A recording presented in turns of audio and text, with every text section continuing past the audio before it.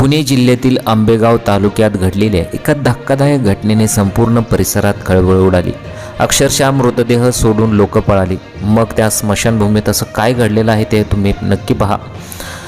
त्यापूर्वी तुम्ही चॅनलवरती पहिल्यांदा आला असाल, किसान एमटेक या चॅनलला तुम्ही अजून सबस्क्राईब केलं नसेल तर जरूर करा। एका व्यक्तीच्या अंत्यसंस्कारासाठी गावातील नागरिक आणि नातेवाईक मोठ्या संख्येने स्मशानभूमीत जमले होते। दुःखद वातावरणात धार्मिक विधी सुरू होते। सर्वजण दिवंगत व्यक्तीला अखेरचा निरोप देण्यासाठी उपस्थित होते। मात्र काही क्षणातच तिथे अशी अनपेक्षित घटना घडली की उपस्थितांची अक्षरशः तारांबळ उडाली। मिळालेल्या माहितीनुसार ही घटना आंबेगाव तालुक्यातील वडगाव पीर येथे घडली। गावातील एका व्यक्तीच्या निधनानंतर त्याच्या अंत्यविधीसाठी नातेवाईक, मित्रमंडळ आणि ग्रामस्थ स्मशानभूमीत जमा झाले होते।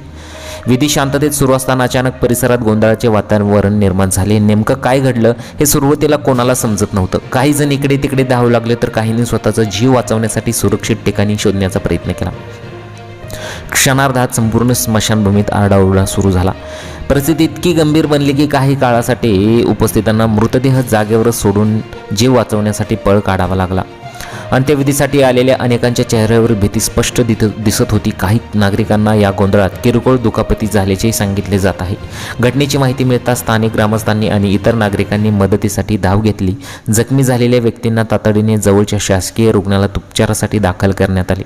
सुदैवाने कोणतीही जीवितहानी झाली नसली तरी या घटनेमुळे गावात भीतीचे वातावरण निर्माण झाले आहे।